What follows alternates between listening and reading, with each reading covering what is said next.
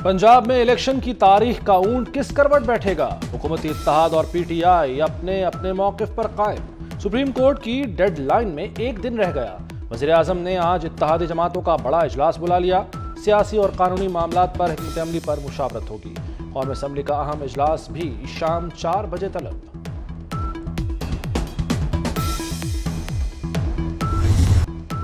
तमाम सियासी जमातों का एहतराम है। हम किसी खास सियासी जमात या नजरिए की तरफ रागिब नहीं। पाक फौज का दो टोक मौकिफ आ गया। DGISPR मेजर जनरल अहमद शरीफ चौधरी कहते हैं, पाकिस्तान की फौज कौमी फौज है। फौज का हुकूमत से रिश्ता गैर सियासी और आईनी है। इस रिश्ते को सियासी रंग देना गलत है। कानून हाथ में लिए बगैर कानून हरकत में ला सकते हैं।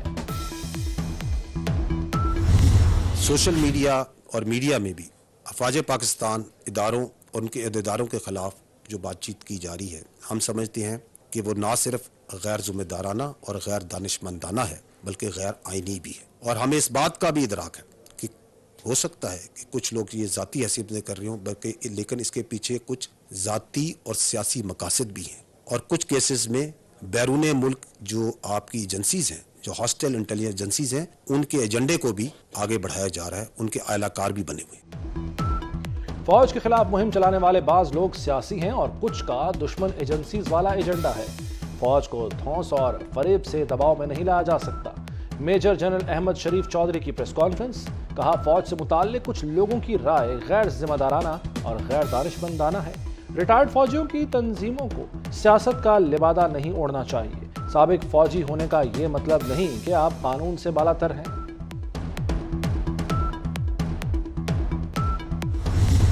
अच्छा फायद साहब, एक चीज मैं अर्ज करना चाहना था। हाँ, जजमेंट जी है वो जरूर देख लेना।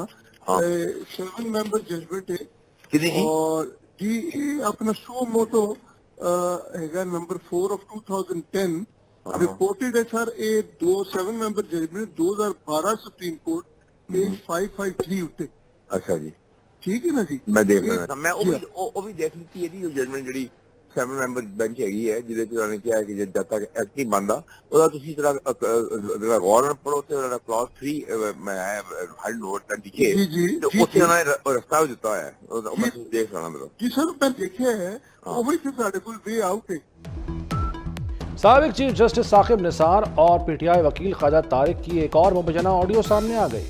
साबिक चीफ जस्टिस ने यूसुफ रजा गिलानी नाअहली केस का हवाला दिया। कहा तौहीन अदालत की दरखास्त फाइल करने के अलावा कोई और रास्ता नहीं। साबिक वज़ीर आज़म आज़ाद कश्मीर सरदार तनवीर इलियास की नाअहली का भी तस्करा।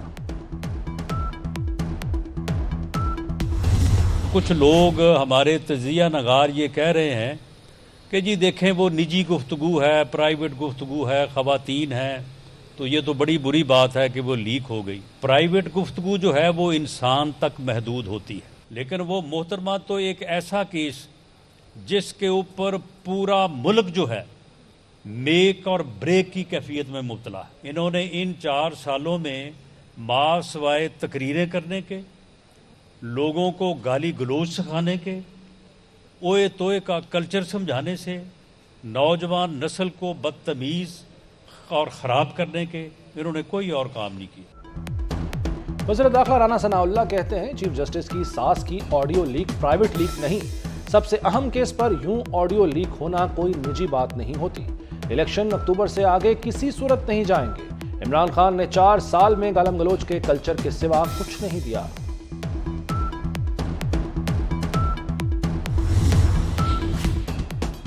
वज़ीर आज़म के मुशीर कमर ज़मान कायरा का कहना है कि अनोखे लाडले की सारी बातें नहीं मानी जा सकती। एक ही दिन इलेक्शन कराना चाहते हैं। गलती करने पर हम पर एतराज़ हो सकता है तो जजेस पर क्यों नहीं? असम्बलियां तुड़वाने वाला खुद कह रहा है कि जनरल बाजवा के कहने पर असम्बलियां तहलील की।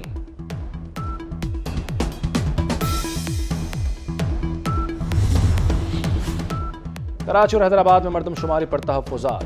MKM ने अपने अरकान कौमी असम्बली और सेनेटर से इस्तीफे ले लिए। हुकूमत इत्तेहादी जमात को मनाने के लिए सरगर्म। वज़ीर आज़म शहबाज शरीफ का खालिद मकबूल से टेलीफोनिक राबता। MKM के तमाम तहफ़्फ़ुज़ात जल्द दूर करने की यकीन दहानी करा दी।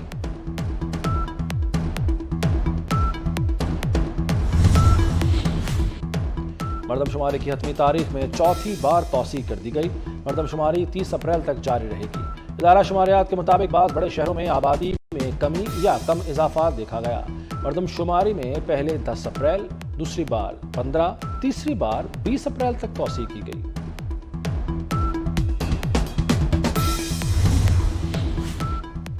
ہوشیار، خبردار، منکی پاکس پاکستان بھی پہنچ گیا۔ ملک میں منکی پاکس وائرس کے 2 کیس سامنے آ گئے۔ سعودی عرب سے بے دخل کیے جانے والے شخص اور جہاز میں اس کے ساتھ بیٹھے ہوئے دوسرے مسافر میں منکی پاکس کی تصدیق ہوئی۔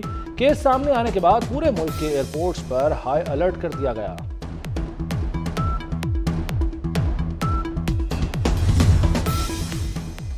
بریک ٹائم ختم، کام کام اور بس کام۔ آج سے معمولات زندگی بحال ہو جائیں گے، گہما گہمی بڑھے گی۔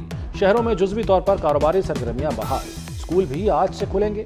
پنجاب میں اسکولوں کے نئے اوقات کار جاری، لڑکیوں کے اسکول صبح 7:15 بجے اور بوائز اسکول 7:30 بجے لگیں گے۔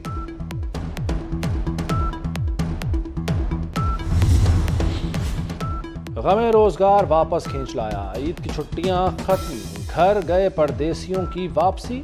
بسوں اور گاڑیوں میں سیٹیں نہ ملنے کی شکایات، آنے والے مسافروں کی تعداد زیادہ، جانے والوں کی تعداد نہ ہونے کے برابر۔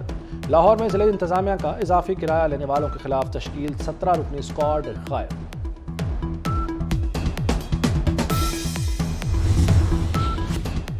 ملتان میں عید کے روز پولیس کی فائرنگ سے 2 نوجوانوں کی ہلاکت۔ وزیر اعلیٰ پنجاب مقتول محمد عثمان کے گھر محلہ ڈوگراں پہنچ گئے۔ محسن نقوی نے اہل خانہ سے اظہار تعزیت کیا، ملزموں کو کیفر کردار تک پہنچانے کی یقین دہانی کرائی۔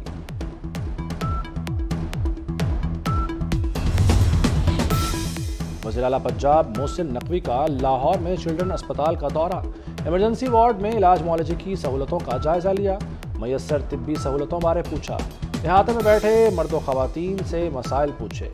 وزیر اعلیٰ سوشل ویلفیئر کمپلیکس ٹاؤن شپ بھی گئے، بزرگوں کے ادارے عافیت اولڈ ایج ہوم میں وقت گزارا، عید کی مبارکباد اور تحائف پیش کیے۔